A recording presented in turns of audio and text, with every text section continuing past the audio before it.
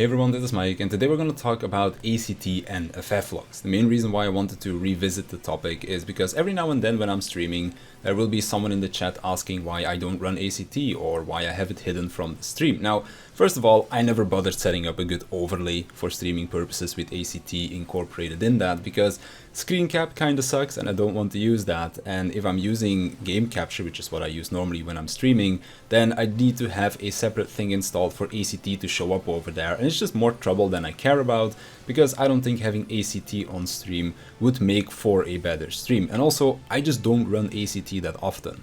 It's been months since I last made use of it really, although there might have been the odd occasion here or there where I wanted to check something, but overall I don't really make use of it that much at the moment.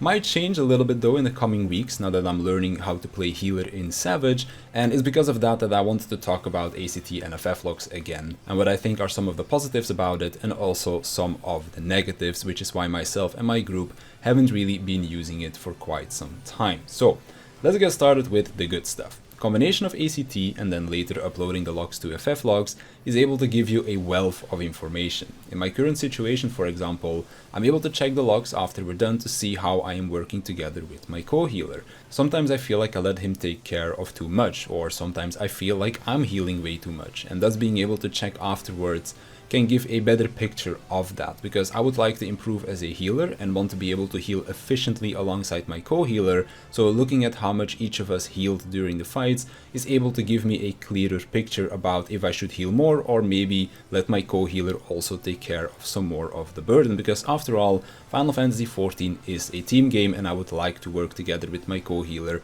as a good team.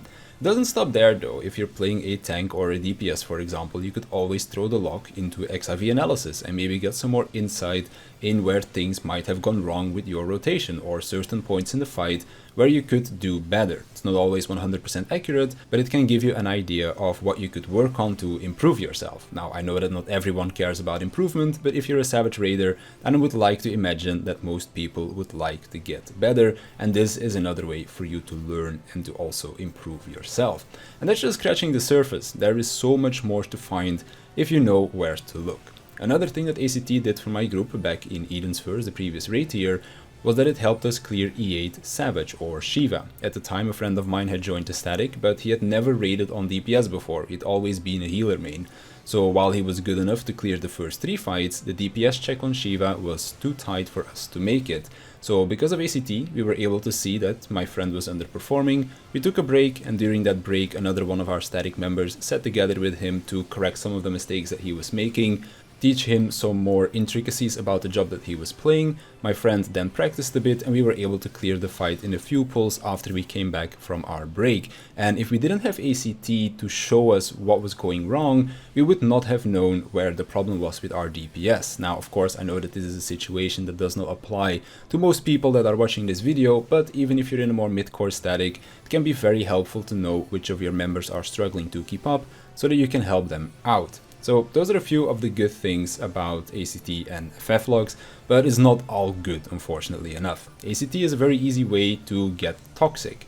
You can see how good people are playing, but you can also see how bad people are playing in your group, and while that doesn't do anything for some, others will see it as an opportunity to trash on the ones that aren't playing that well. The main reason why my group doesn't publicly upload logs anymore is because some of us would feel pressured to perform. Getting good logs is fun. Getting bad logs, not so much. So when you end up dying because of someone else's fault, you can make people angry or annoyed because now their log is ruined and they couldn't even do anything about that because it was someone else's fault.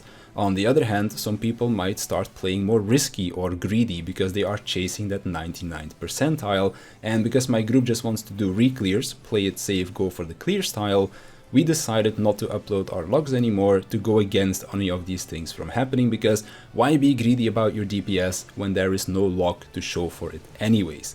In the end, I feel like the best way to use these tools is for self-improvement or for helping out other people in your team so that you can take on the content together that you are aiming to clear, whichever that content might be. There will always be people that use these tools to belittle others, but that will probably never change. But to me, the positives of what they offer far outweigh the negatives that they also bring with them. Anyways, that's my opinion on this whole ACT and FFlogs thing. Let me know down below what your thoughts might be. And with that, I want to thank you for watching. I want to thank my Patreons for their support, and I'll see you in the next one.